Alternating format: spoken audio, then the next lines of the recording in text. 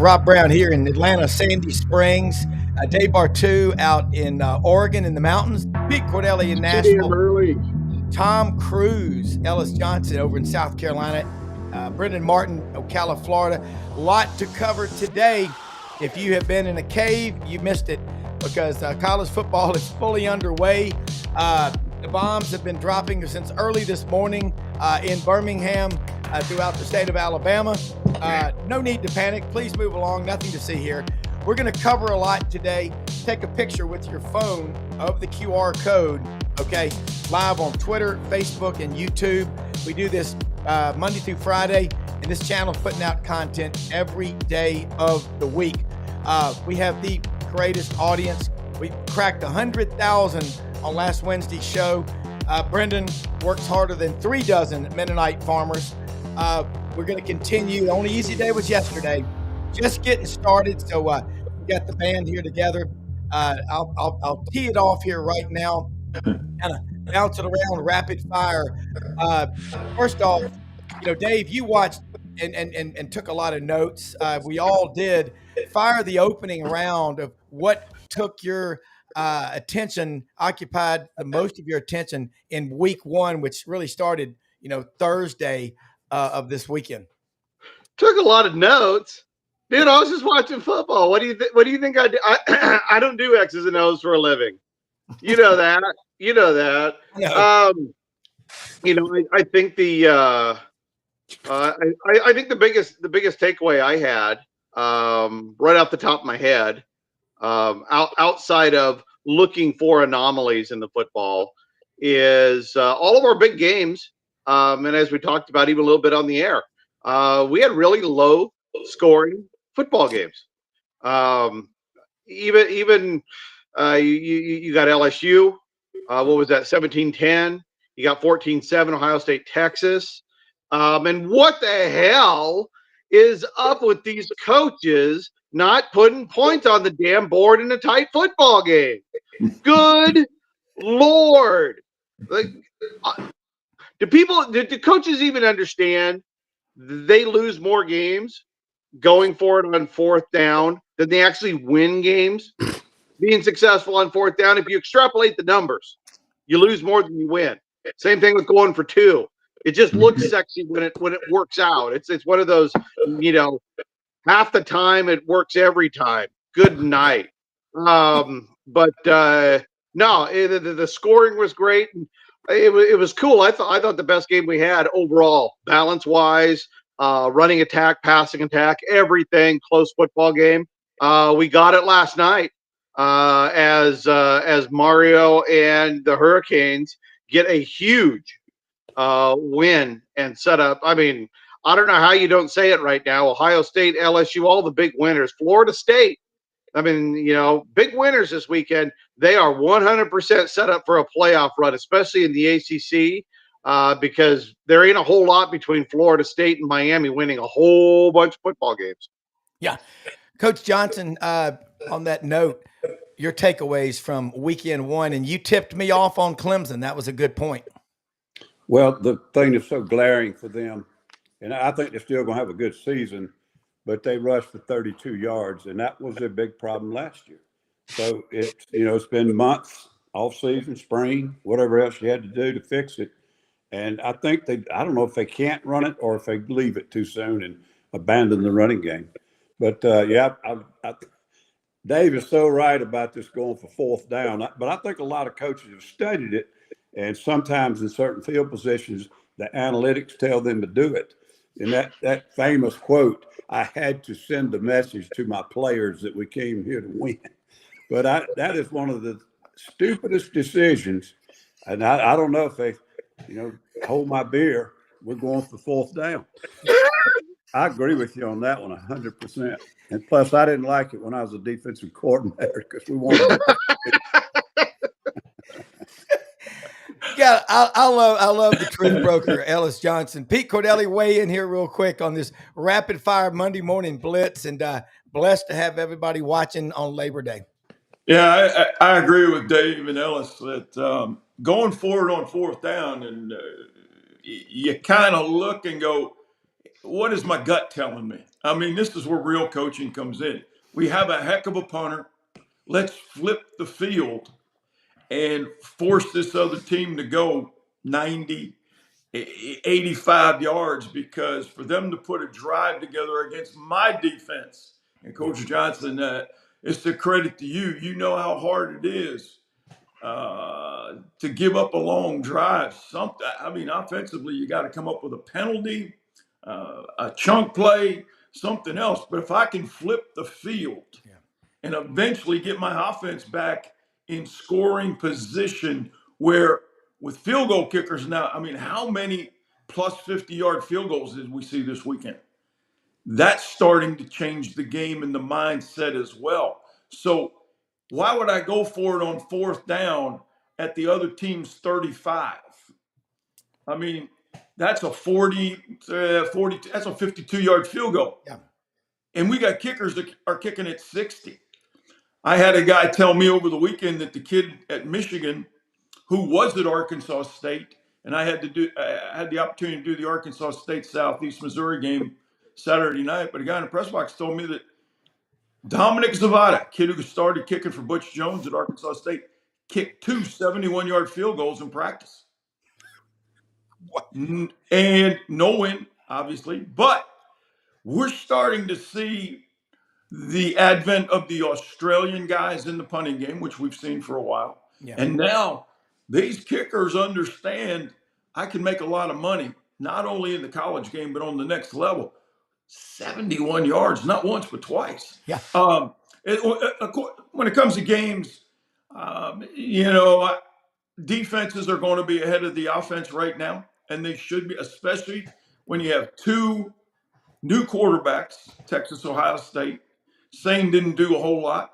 I think that Ryan Day really managed him, and they played defense first, kicking game, and then let the offense come along. Garrett Nussmeier played lights out.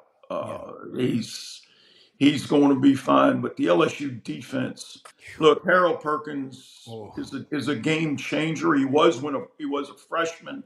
Then his second year, they wanted to make him an inside linebacker, and everybody in Baton Rouge was like, "What the hell are you doing?" Yeah. The kid coming off the edge, you can't block him. He finds the football, and sure enough, on fourth down the other night, he found the football and forced Klubnik into a bad throw. I agree with Coach Johnson. Some of these air raid guys, they abandon the run way too quickly and don't give enough or have enough plays in the run game. And so that came back yesterday. Lenore Sellers, wow. Yeah. Let me ask Dave. Wow. Oh, Dave. I mean, he's going to get better throwing the football too, but he has some natural instincts about him. And I tell you what, Carson Beck answered a lot of the critics last night and did a heck of a job. But how about that Miami defense? And man, they brought everybody out last night at Miami. Jimmy Johnson starting to get the crowd going. Michael Irvin, I thought he was going to put a helmet on and go in and play. I did too. You brought the old Canes back. I was just looking for my boy who ran the bar that was giving them all the bonus money for knocking players out when we got ready to play them down there in '89. I mean, Luther Campbell told him, "You knock out Tony Rice, that's $1,500. You knock out Rocket, that's $1,000." I mean, man, they had bounties going on Notre Dame players forever. Yeah. I looked on that sideline last night. I said, "Yep, brings back the old days." Yeah, it was an incredible. I watched that one last night. Watched so much football. Got to be careful of getting curvature of the spine, Dave Bartoo. Along the lines of what the coaches said, you put out some numbers about starts and how important those are. Let's get your take on Arch Manning and Texas up at Ohio State. Neither quarterback had a lot of experience going in the game. I thought defense would carry Texas, but they had no offense. No, nothing. And I mean, why do we build up the expectations, right? I mean, if it was Arch Brown, if it was Arch Bartoo, nobody cared, right? I actually think the bigger story is really from the standpoint of Of all the losses, I know everybody's looking at Alabama, but I really thought Texas needed that to get over the hump. Steve never beats anybody. He hadn't beaten anybody, right? He always has that doesn't win the big game moniker. He had a window of opportunity. You had an Ohio State team with a new DC, a new OC, and basically a rookie quarterback, and they couldn't take advantage. It's like they played tight, and so as much as everybody's looking at the teams that won, I think we also got to really take a look at the teams that lost. I don't think Clemson's in trouble because of their schedule, but Notre Dame, they got Texas A&M next weekend. They could be 0-2 in a heartbeat. And Texas, because of their head coach, I think it's a really fragile balance. Yeah, Arch didn't live up to the performance. I don't care. It was his first big start. It was at the Horseshoe. Come on, Yeah. right? If anything, let's give Ohio State credit for the game plan they put together to shut down Steve Sarkisian, Arch Manning, and the Texas Longhorns. Yeah. But to me, is the bigger picture with Texas is how does this mentally affect them going forward, losing this opportunity in this season? I mean, you got a couple of veteran coaches here, man. They know as well as anybody. Psychology in 18 to 22-year-olds can go real south real fast in a season. Yeah. Coach Johnson, you watched on the color TV Saturday, Alabama, Florida State. And I was over here, and our daughter in Atlanta, who's an Alabama grad, she was somewhat distraught, to say the least. But, it's just, I was telling Dave, because it's just football. And I'm like, and then some of my group texts with my Auburn and Alabama friends, let's just say the decorum prohibits me repeating some of the posts. But Coach Johnson, you watched that game Saturday from Tallahassee. What were your takeaways? Because Florida State got a lot of new guys on the roster. Yeah, I hate to not talk about Alabama, but to me, the thing that was most impressive when the game's over and you look back on it and say, how in the hell did Florida State turn this thing around in 6 months? Boom. And I just didn't hardly even watch them last year. It was so frustrating to watch them. They didn't perform. They would quit. The kids would not play through 4 quarters. I mean, it was just terrible. I think Malzahn has had something to do with it, because if there's one thing he can do, he can run the football. The amount of practice time having worked for him, that he concentrates on running game with all the different movement, and everybody calls it eye candy. But there are about 3 blocking schemes, and those guys up front can flat do it. They don't screw stuff up, and if they do it enough, that they become a physical football team. And this is a 6-month transition. So the other thing is Castellano. I remember watching him play against, I think it might have been Florida State when he was at Boston College, and I don't know what happened up there, but that he's a damn problem, boy. I would hate to coach against him. I think he's smart. Tough, he's aggressive, he's got skills, and he's just a one-man band, and all of that together, he fits Gus's offense perfectly, and he's been with him before. And I don't know, maybe it's just that one game they got all juiced up and played over their head. But I look at them, and I think they've got a really good group this year. It's kind of like 2 years ago. They were, monsters on the midway. Second year, all fell apart. Third year, and it's all a new football team. I mean, literally, it's about 50 new faces on each team, each going forward. So that was the story to me. I don't think Alabama looked awful, but at times they didn't look really physical. Coach, to add to that slot receiver, when you have speed now with a running quarterback like Castellanos, when they ran that flip reverse from right to left, and that kid just outran everybody, he is the ACC 100-meter champion and 200-meter champion. So now Gus has got some ability to get the ball in playmakers' hands. Rob, you were talking earlier about running backs that can take it to the house from anywhere on the field. Yeah. Florida State's got one in that slot receiver. Now, you mix that up with the ball getting on the perimeter. My gosh, calling plays. I mean, that fits right into what Gus wants to do. And then he comes back and he runs his inside zone scheme, and then he's going to run the RPO. But now you got a quarterback that can get the ball on the edge. And when you have a kid on the outside, the tunnel screen, the bubble screen, the reverse, things like that, speed, that old saying, cliche, speed kills. And I think I agree with Ellis. In 6 months, part of what they did was they changed their overall team speed, and Alabama just didn't react. I was so disappointed in the lack of enthusiasm and effort by Alabama. And then, started the third quarter when Florida State scores and goes up 24-7. Yeah. It was like the body language of the Alabama kids was like, oh my gosh, here we go again. Yeah. And September's such a critical month because these teams that lose games early, you get to the end of September and you got guys looking at each other like, we went through 9 months to get to this. This is the same old, same old. Yeah. Let me say this. The only thing I will say is Gus spends so much time on all this movement and everything. I mean, being on a practice field with them, they're not good at pocket protection on third down. Nope. And that has gotten him in trouble in some years. But when he had Cam, he's his own protection. When we had Nick Marshall, he's his own protection.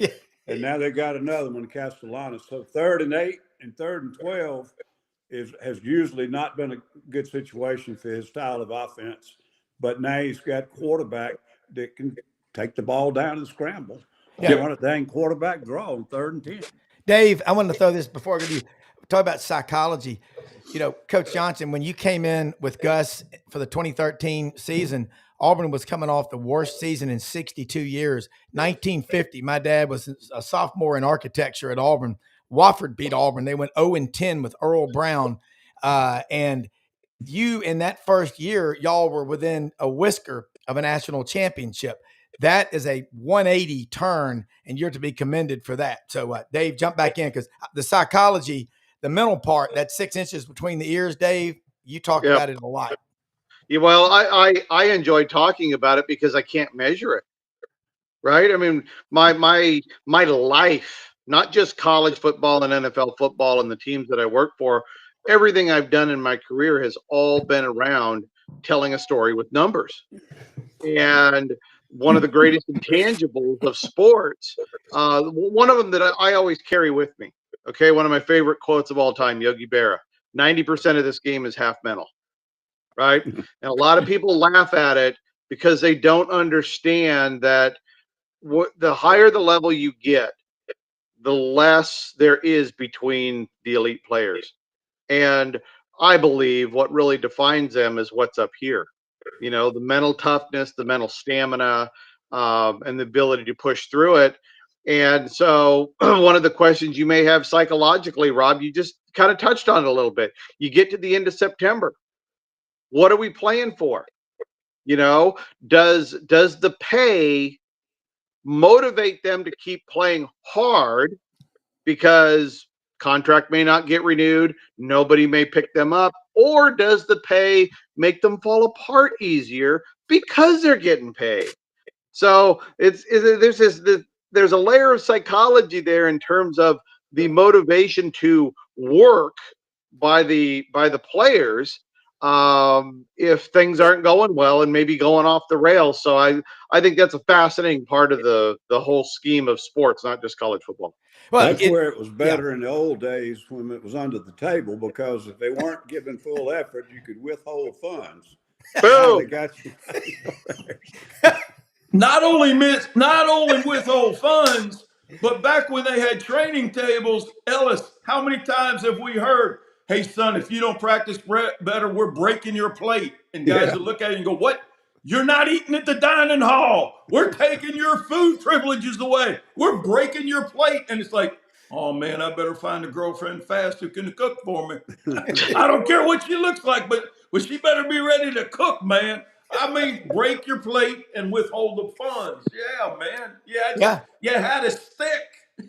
Yeah. But I mean, this is, you cannot get this insight from people other than the three of y'all. I mean, and we all know, that you take away a dog's food, you can motivate them. You don't reward a Labrador retriever every time he brings the bumper back with a biscuit. You'll have a fat dog. The reward is the retrieve. Okay. I can tell you that from training a lot of hunting dogs. The best in the business is my friend Chris Aiken, though, at Web Footed Kennels in Jonesboro, Arkansas. Shameless plug on Facebook, but he is the best. But you know what, all of y'all, I'm just going to throw this one out there. Pete, you were at Missouri Thursday night. I called Pete, guys. He's on the sidelines at the Missouri game. I just texted Caleb McAndrew, correspondent. He's the beat writer for the Columbia, Missouri Daily Tribune. See if we can get him on the show Wednesday. There's a big game coming up. The border war, Kansas and Missouri. And if you've ever seen the movie The Outlaw Josie Wales, you know what I'm talking about, guys. This is a big one coming up. Anybody want to take a talk about that? Because that really matters. Kansas, by the way, just in the last month has invested $450 million into their football program, Dave Bartoo. That's a big deal. That's a lot of money, isn't it? Whew-wee. Exciting football game, right? And, Leipold, by my numbers, in the Big 12, he is the best road coach in the Big 12 in the last 3 years. I don't know where the game's being played at. Is it a neutral? It is in Columbia, I believe. Yes. Okay. Those students can't wait. They were already fired up in the second half with a chant I can't repeat on this show. All right, Douglas Niedermeyer. It wasn't fire truck, KU. Y'all can figure, and it went on for about 5 minutes. It's going to be a glorious game, though, isn't it? Isn't it? Oh man! I got to say, I absolutely love Kansas and Missouri. I saw some stuff on Twitter last night, and I mean, you talk about a history of hate and a rivalry, guys. It's so exciting. Coach Johnson, Pete, y'all, Dave, everybody watching this college football weekend was it was, quite frankly, it was incredible. And I watched Georgia Tech Friday night get a win at Colorado. Guys, that was Haynes King. How good a quarterback is he, Coach Johnson? I mean, if you had to defend, he's a 6th-year player. Father's the head of the Texas High School Football Coaches Association. A good guy to have on your team if you like to recruit. Yeah, I remember last year, one of the games he was hurt, had a shoulder or something, and just kept going and played the whole game. Just a tough guy. I think his problem when he was out at A&M, he was in a system that didn't fit him. They were trying to throw the ball too much with him. But I tell you, he's a tough kid. That's the most impressive thing about him to me. And that kind of fits Brent's mold. The head coach and they're two peas in a pot. Well, the coach, did we lose you? I don't think so. Oh, sorry about that. Okay. All right. So here's some questions on here. Was Bernie Kosar there last night? And everybody else in Miami history was, except for Howard Schnellenberger, and I'm sure he's watching from above. But man, here's David Baldoff. Paul Feinbaum is eating crow on Arch Manning this morning. Well, hey, I was wrong on some too. I thought Clemson would cover against LSU. There were so many games. Pete, as a coach, and by the way, guys and gals, go on Amazon. This is a great picture of Pete Cordelli. You and Ray Romano have any relationship from Everybody Loves Raymond? Just like him. I better ask some of my relatives. Being from Scranton, Pennsylvania, and born in Scranton, I was told when I was born, if anything ever happened, you get one phone call, and it's not to your lawyer, it's to Uncle Tony. So I better call Uncle Tony and find out what the heck's going on. There you go. All right. So another one that, we didn't talk much about Florida. Florida just dominated. I thought they'd win 56-14. I was looking at the line. They won, 55-0? So was I right? Yes. 1 point. Dave Bartoo, what's going on in Vegas? They've got to be 3,400 kids transferred this year. I don't think it's a missing persons report every game. It is, but something they've been dealing with it for 4 years now. And you know, they just figure out a way to be ahead of everybody else. You know, it's a level playing field. You know, your sports bettor has to analyze everything just as much in the same environment. So, you know, I think everybody's getting used to it at this point, and it certainly seems like Las Vegas has its ways, its mathematicians of figuring it out just a little bit better than your typical sports bettor. Yeah. Coach Johnson, interesting stat. You know, Kalen DeBoer in 14 games, Alabama's lost 4 games to unranked opponents. Doing some research, Nick Saban in 17 years lost 4 games to unranked opponents. And Alabama's lost 5 of their last 6 games away from Tuscaloosa. Okay, this is the little coach's corner here. Ellis to Pete. What are you telling this team right now if you're Kalen DeBoer as their coach? Well, a lot of times you can overanalyze Yeah. stats, and you know, unranked teams, ranked teams, away games, all this kind of thing. But I think if you lose to teams that are not as good as you, and I'm not saying Florida State's not as good as Alabama. Yeah. Hell, what I watched the other night, they might be better. Yeah. But if you're not ready to play an unranked team, to me, it kind of speaks of what's going on in your building and your practice field. A lot of this stuff that happens on Saturday, the average fan, you know, is like, why didn't he call this? Or why don't they get so-and-so in the game? Or why don't they do this? 90% of this stuff's already baked into the cake the previous 5 days. And when you have that kind of a personality or complexion that you're not ready to play against teams of that nature, you're supposed to beat them, it tells me you got a little lack of consistency in your program. Yeah. And one other thing, I don't mean to backtrack, but all those celebrities and former players that were there for Miami, they showed a shot of Michael Irvin one time, and I'm not sure he knew he was there. And I think the best thing Michael could do, if he's not already on him, he needs some of your gummies, Dave. I'm telling you. Pete. I agree. When Irvin grabbed that receiver's hand and he started shaking him, and his head was going every which way, I'm like, Michael, do you have a couple friends inside your body helping you get excited? And that was a heck of a shot right there. But you know, sometimes old habits you never break, especially when you get on that sideline and you got that big hurricane and the smoke and all that. That just kind of makes you revert back to the old days. And man, I'm telling you, we went down there in '87. We're warming up, and all of a sudden here they come out of that locker room, and dang, Bernard Clark comes over, and Derek Brown, our tight ends from Titusville, Florida. Oh, yeah. And Bernard Clark is stomping on his hand, and Tuberville's the linebacker coach, and he's going, Bernard, you can't do it. He said, hell yeah, I can, coach. I can do whatever I want because my friends inside are telling me I can. And it's like, what the heck is going on? The Miami culture. Yeah, Michael Irvin reverted back to the old Miami culture last night. Dave. It was wild, man. It is no holes barred Monday morning blitz, man. Dave Bartoo, lights out. I'm telling you, sleep gummies, they work no sleep hangover. They work, and coach is right. They'll calm you down. You're not going to be dozing off during the day. Then Michael, just keep playing, and the magic finds a way to show up. Yeah, I love it. You know, and Dave, numbers wise, you also take a look in a game. You know, LSU. I was really impressed with LSU's defense. You know, getting a win on the road, and I think this is the first home loss for Clemson in memory. I know it's the second time in LSU's history they've won a true road game against a top 10 opponent that's not in the SEC.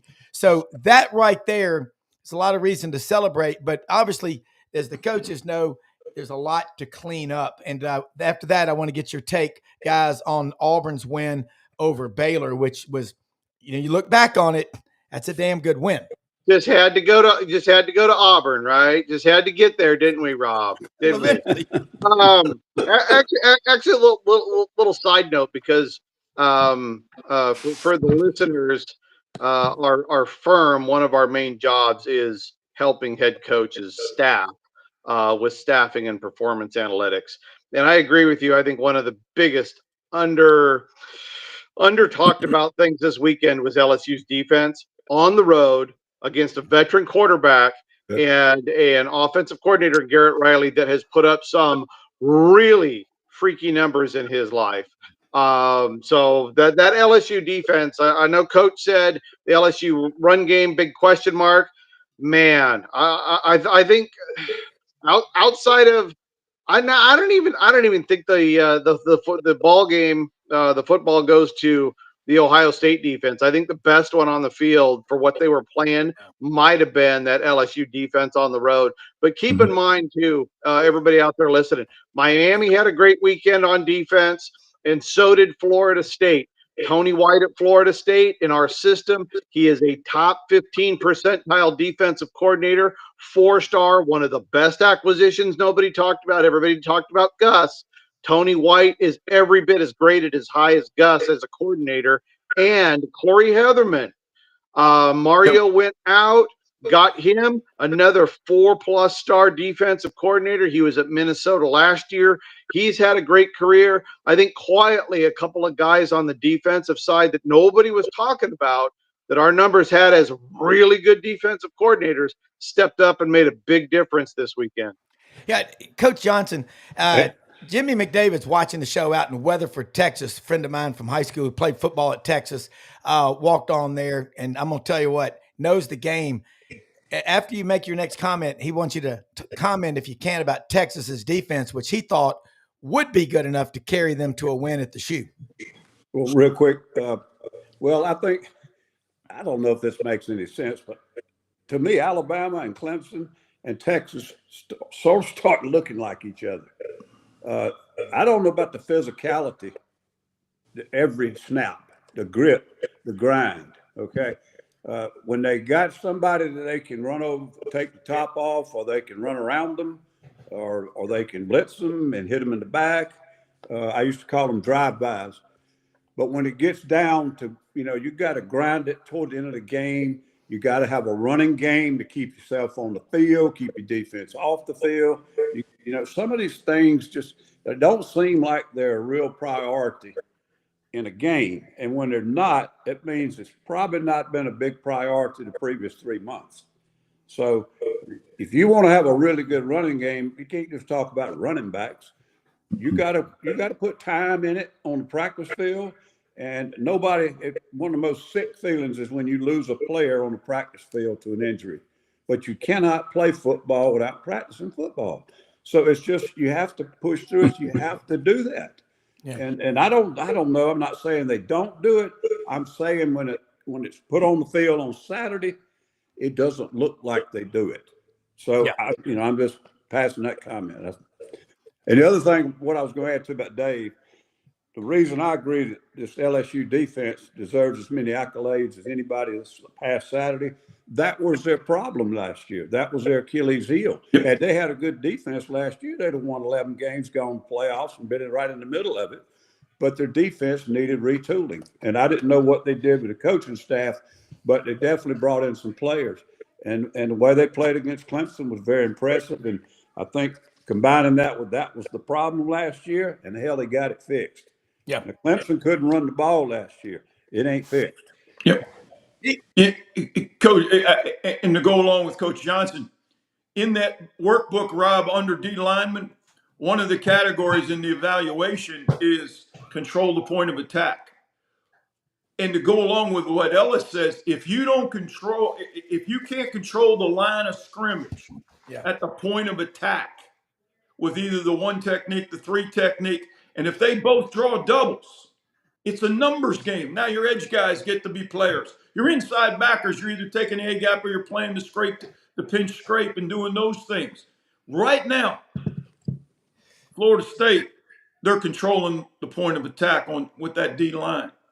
LSU went out and got a bunch of guys in the portal Yeah. And that was one of the concerns of Brian Kelly a year ago.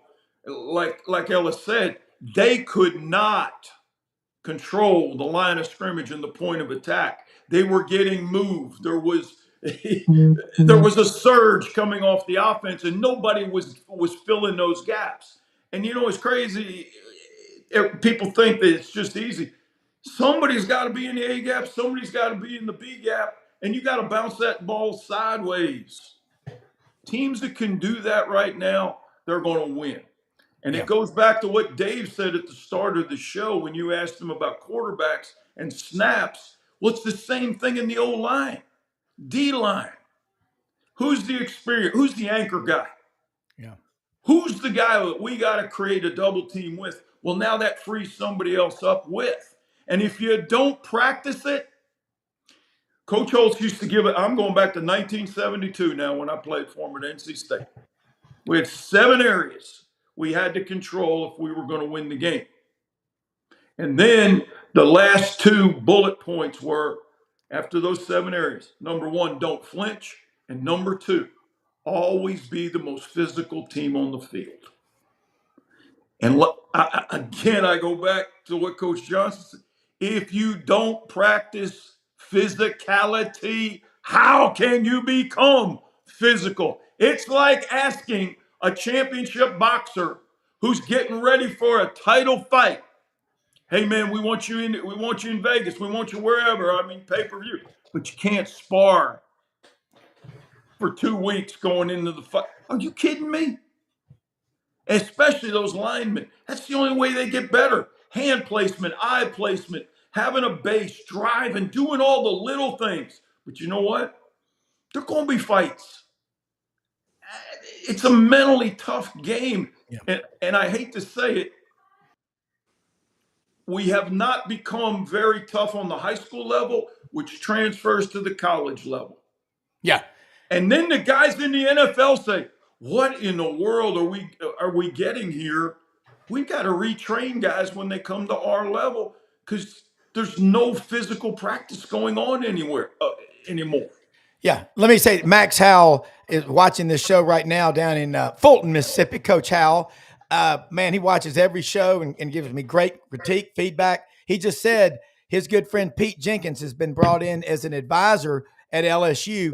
And I want to give Frank Duffy, who's watching right now up in Big Canoe, north of Atlanta, he said on the show Friday on our roundtable, he said, LSU, my folks down there are telling me is old school LSU up front on the defensive line. Dave Bartoo, again, this rapid fire Monday morning blitz, folks, thanks so much for watching. And Brendan Martin, our executive producer, what they just said, if you cannot emasculate college football and have a physical team, and it's all about player safety. That's a given.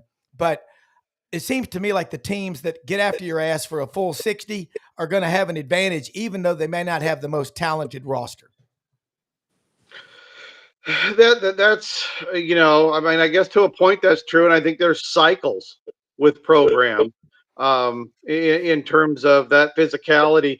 I think one of the biggest things, because you pointed out a couple teams, right? You pointed out Texas not having some physicality, right? Maybe Alabama not having some physicality, and I think it is the conference as a whole, because a decade ago. And Coach Johnson can attest to this, 2010 national champion, 2013 almost national champion at Auburn. The SEC was known for its defense, right? It's not a defensive conference. It's an offensive conference. I mean, you look across the board, which coordinators would you take? Right. And so to me, the conference has, and it started when Nick Saban started chasing points. Remember, one of the probably the best football teams on paper I saw, I think it was the 2009 Alabama team. They led the country in offensive scoring efficiency. They led the country in defensive scoring efficiency.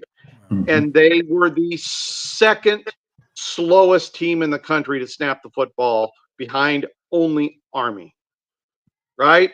I mean, that is walking death football. When they can outscore you, you can't score against them, and they don't play fast. But then suddenly Nick started going, ooh, I want an offense that's sexy and scores a lot of points because that's what everybody else is doing. And then what happened in the rest of the SEC? They started following what Nick was doing. But the one guy who went the other way was Kirby Smart, and he kept playing defense, and it won him a couple national titles. But I think as a whole, the SEC followed Nick Saban's lead and became a soft offensive oriented conference. And I think that some of them, like the LSU defensive line, I think what wins football is strength in the lines. Like Pete was saying, controlling the spot of attack, right? Whether it's in your offensive line or your defensive line, I think that still holds true. But I think the SEC as a whole needs to get back to that physicality. I think they went too far one way offensively, lost the physicality mentality, and I think that they need to bring it back. And those teams that do, I think are going to play winning football. Yeah, I'll say this, something interesting about experience and wisdom. My son Wilson got to go in high school as marketing club trip to New York, and they went and visited all these big companies. They got to Brooks Brothers, and they give you a quick 2-minute Cliff Note version of why the company is what they are about Brooks Brothers. They said, here at Brooks Brothers, we're not good because we're old. We're old because we're good. And a culture, Coach Johnson, it matters. Coach Johnson still wears the Brooks Brothers 3-piece suit as he is a wise man. No, like what Dave just said, all of y'all, this wisdom here, it is a culture. Dave has talked about Kirby Smart, best defensive coordinator, out there the last 15 years. And did you hear what he said over the weekend on social media? What destroys your culture is a sense of entitlement. Somebody that was, born on third base and thinks they hit a triple. Expand, Coach. Me? Yes, sir. Yeah, Coach Johnson. Sorry. Well, I think what's happened in the age of social media and all the things that are there for kids that you can't control, when you do have them, you better get it under control. So if you think you're going to keep everything from getting in their ears and their eyes all week, and when they go home to the dorm and when they're downtown, you're not. And kids are kids. So when you do have them those 4 or 5 hours a day, you better put it in them because it's not going to show up on Saturday. I always tell them, I said, guys, y'all are planting corn. You think you're going to show up Saturday and pick tomatoes. It's the stuff you're doing on the practice field is not going it ain't going to work Saturday. And what's happened, I think, in a lot of cases, like the Georgias, if you will, and some of the other things, they used to stack depth. Yeah. And man, they were too deep on both sides of the ball, and you don't have to worry about getting somebody with a rolled up ankle on Tuesday. You put the other guy in there, and you get ready for Saturday. But it's dangerous now because sometimes you lose the wrong 2 or 3 kids on either side of the ball, and you're done. And so coaches are cautious about doing things where it's going to be increased the possibility of injury on the practice field. You get them hurt in the game. I mean, hell, you're out there in the game, you got to play. But it is hard to develop culture, physical culture, if you don't really have it in your program on the practice field. Yeah. Rob, in 1986, we followed Jerry Faust at Notre Dame, and we weren't very good. We were big, we were fat, we were slow, and we were weak. Not a great combination to play at Notre Dame and try to win a natty, all right? No. But anyway, so in 87, Coach Holtz comes in, and he said, all right, we got through camp. We're playing Michigan State, Purdue to start. Here's what we're going to do. We're playing 2 games a week. Now, he comes into the staff. Nobody has an idea of what he's talking about. He said, we're playing 2 games a week. Everybody knows the game we're playing on Saturday. That's been publicized for years. He said, but every Tuesday, our first day in pads, we're having a 30-play scrimmage at the end of practice. Wow. He said, come hell or high water, we're going to be physical. We're not physical enough. Yeah. He said, right now, Michigan is more physical than us. Michigan State with Perlis is. Nick Saban was the defensive coordinator there then. Purdue, that's, I mean, they would get after you now. So he tells the team, here's what we're doing. That first Tuesday, man, we go out, we go 30, but we're in the middle of a drive. He said, nope, keep going until you either score or the defense stops you. We go down, we score. Well, then he tells us as coaches, we go in, we shower, go to the dining hall, get dinner, we come back. We grade the scrimmage like it's game film. And then Wednesday morning, we meet at 6:30, and at 7 o'clock, we post the depth chart. Well, at Notre Dame, if you're a starter, you get 4 home tickets, game tickets. If you're not a starter, you get 2. And back then, everybody's selling tickets. I ain't let Coach Johnson. You made money selling tickets. Yeah. I'm telling you, we had guys at 6:15 down waiting for that depth chart to be posted. Because whoever came out on that first team, that's who started. Rob, we started out 8-0. Yeah. And Well, let me guess ask. what? It became a mindset. Yeah. And then we'd always focus on Wednesday on our goal line short yardage period. So we had 2 days back to back. We were physical. Now, the problem becomes, like Ellis said, what's your depth like from scholarship 45 to 85? Because a couple of those guys, and now that concept is still in play today. Who's good from scholarship 45 to 85? Because with a 12-game schedule, at some point, somebody who's on that scout team, you're going to have to elevate. And you know what? Those second teamers, they have to get ready like they're a first teamer because they're a play away. Yeah. They are one play away from getting in that ball game. I'm going to say before we go to Dave, I think Coach Holtz, you were there because my friend Chuck Lonza from CBHS was playing on that team. When Coach Holtz got there, 86 was the first year. And he said, I looked around that locker room after a loss. I didn't see a lot of guys upset like I felt like they should be taking it, personally. But I saw one guy over in the corner of the locker room who'd smashed his locker up, a kid from Chicago who grew up lifting manhole covers up for weights, defensive lineman Chris Zorich. And he said, I can build a national championship team around him. You knew Chris Zorich. That's a guy, if you owe him money, pay him double. But I digress. Dave, again, looking at the SEC, you're right. We flipped the narrative. Kirby's standing his ground. What about Georgia? I've got Georgia. I picked Georgia to play Alabama for the SEC championship. I think I'm going to be right on Georgia. We'll see what happens with Alabama. Right. It's a long season. Yeah, it is. It's a long season, but some trends have to start somewhere. That's what I always say is you got to start a trend at some point, but we don't know it's a trend until we get to October. So, there's a lot of teams that may have started a really bad trend this weekend, and come October, we see that they weren't very good. So, but I wouldn't take too much stock into one single week. But certainly you got to be happy. And I'm a defensive guy. I love seeing shutouts, and speaking of Georgia, when I was looking at the scoreboard, they were up 28-0, 21-0 on Marshall, and I couldn't resist.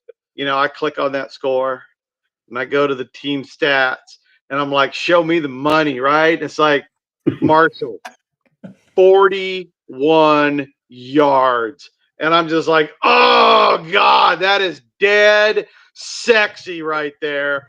41 yards. Not only are you getting your ass beat, you can't even move the football. So, I know that, score aside, to me, the ability to absolutely mentally and physically exert your defensive will on another team is just, dude, it's like Major League Playoff Baseball, 1-0. Somebody pitching 9-inning shutout.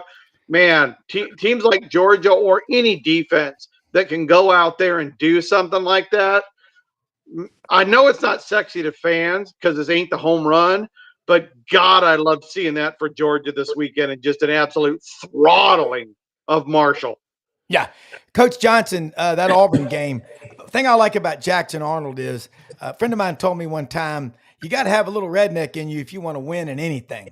And he's a tough, confident young man who's been working with Patrick Mahomes' trainer. He's the leading rusher, by the way, in the Southeastern Conference right now. Jackson Arnold from Denton Guyer High School. But he grew up for 10 years, lived in Sewanee, Georgia, where the Falcons train. But, Coach, what were your takeaways from Auburn? And then, Pete, your takeaways from Florida, regardless of the opponent. But a win on the road at Waco is not easy against a Big 12 team that could be, playing for the championship. Yeah, we don't know what Baylor's going to be yet, but they have some speed, and they're a decent team. I was very impressed with Auburn on offense, except I still want to find out if they can throw the football effectively when you have to throw the football. We sit around and talk about a lot of stats and all these different things. Somebody had 180 yards rushing in a game, but they didn't have to pick up 2 yards towards the end of the game to take the game. Yeah. And that's where a lot of these teams are. They get their sexy rushing yardage with the reverse sweeps and jet sweeps and all these other things. But then there's a third and a yard and a half right at the middle of the fourth quarter, and they don't pick it up because when you got to run it, they can't run it. So I'm going to reserve judgment a little bit on it. I think Jackson Arnold, just like Castellano, has gone into a situation that was a good move. He did the right thing. He's ended up in the right place. I think Freeze's attack is a lot like Gus. Freeze's system will fit him perfectly. Now, what I don't know, when somebody does shut that running game down, how many third and longs can Jackson Arnold convert when he's got to sit back there in the pocket and get it done? And time will tell. They got real good receivers. Yeah. So that's the thing on that. But one other thing, a lot of the teams that had the little bench press games, we call them, the guys could walk around and look good and all that shit. There was about 10 of those where nobody had to worry about who was going to win. Yeah. But Georgia's quarterback played pretty dang good. Who's else? Tennessee. I'm not saying Syracuse is not a good program, but they don't have a good team this year. He lost everything last year. Yeah. But Aguilar, yes, Dave talked about him the other day. Now, that's an unknown. And he could not elevate Appalachian past what Appalachian was. I mean, they were just pretty pedestrian when he was their quarterback. So far, he's proved he can get it done. Maybe Josh Heupel is the key. But he played very well yesterday against a decent program. So there was some other positives for these teams that were not one of the 5 marquee games. Auburn's game, I think, it's a lot to be excited about. When they had to play first, second down, third down balanced football, their secondary looks vulnerable.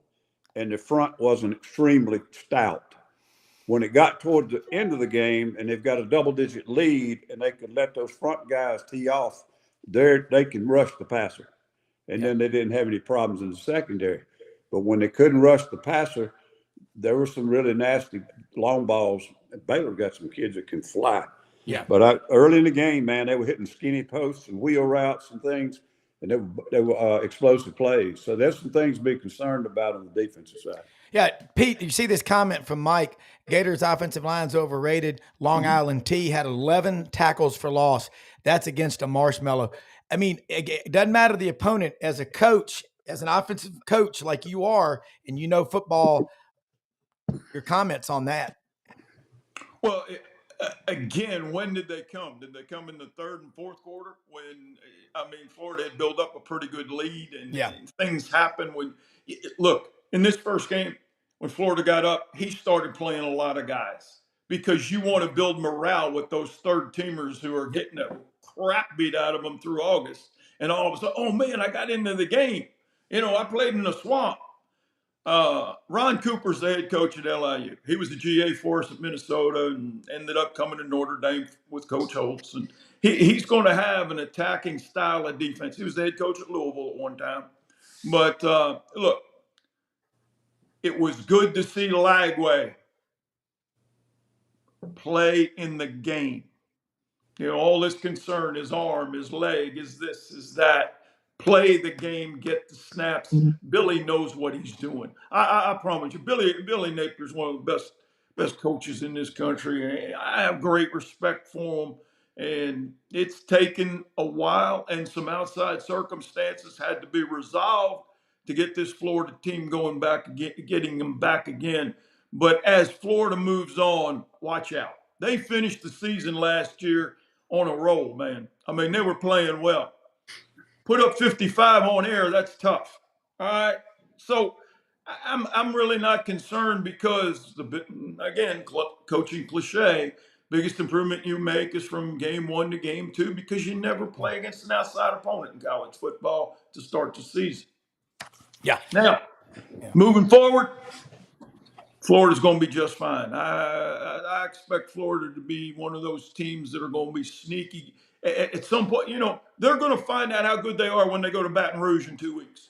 Yeah. They got LSU in 2 weeks, and they're getting Lagways some time, and now they're going to go against a quality defense because when you can get Weeks on one side and number 7 on the other, who's Superman. That cat as a freshman, he's a player of the year, like we were talking about. So Yeah. Florida LSU in 2 weeks is going to be the game of the week in college football. Yeah. And we'll find out a whole lot about Florida here early in the year and LSU. Yeah. But LSU's playing at home, so I wouldn't be too concerned. This will be corrected. I promise you, there's some things that go on in that first game that some guys, it's the first time they've ever taken the field. And it goes back to Dave saying, it comes down to experience and how many snaps have you taken. Yeah. But Billy knows what he's doing, and I look forward to this Florida team developing into one of the better teams in the country before the season's over. Yeah, we got to wrap it up. But unbelievable commentary from all three of y'all. It's nothing new. It's every time I get y'all together, and I cannot thank you enough. Dave, last 30 seconds here. Just your thoughts on how much fun this season is likely to be. Oh, it's on paper, it's the most balanced season I've ever seen. In terms of who's going to win it all, the best teams and so forth. I would say my biggest takeaway though, this weekend is how about the ACC? Yeah. Right. Georgia Tech goes on the road. Miami gets a big win against Notre Dame. You got Florida State's big win against Alabama. Yep. And how about a little shout out to your Auburn Tigers, because being a road team from the SEC wasn't too kind this last weekend to most of the teams. No, it was not. Look, we'll do it again next Monday. Thank you so much, Dave Bartoo, Pete Cordelli, Coach Ellis Johnson. Blessed in more ways than we can count to have y'all on here. All right, let's say something real quick. Get out today. It is Labor Day. Landers Ford, Memphis.com, Poplar and Houston Levy. They've got all the new cars, trucks, and SUVs in stock. They're one of the top 5 in the country in sales of the 25 Ford Expeditions. They've got the Broncos, got the Ford Escape, and they got a service department second to none. Just make it simple. When you get there, I'd say I'd like to talk to Brad Bellamy, the general manager of Landers Ford in Memphis. They're all over. They'll deliver anywhere. They will have your vehicle delivered on a truck, and it can be, like I said, taken anywhere. Great people to work with, huge inventory, and they'll find a way to get you driving off the lot from Landers. Also, HewlettandDunn.com. We were out there Thursday, like I said, on the way down here to Atlanta. They've got some great looking boots in there, like 7,000 pairs. Great men's boots coming in every day.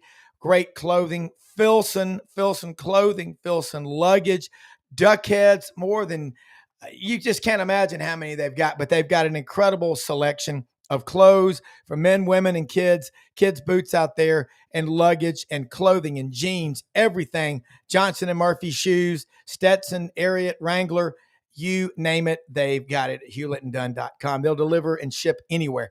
Hey, how you fight is how you live. Rumble Boxing, Union and McLean. Get out there, put your dukes up. They're open every day of the week. Ask about them. Let Ann Camp Lee know you heard about them on Sidelines. How you fight is how you live. For executive producer Brendan Martin, Rob Brown saying, most often we see the face of Christ in the least among us. Have a happy Labor Day, everybody. Have a great day. We'll see you tomorrow. Thanks for watching.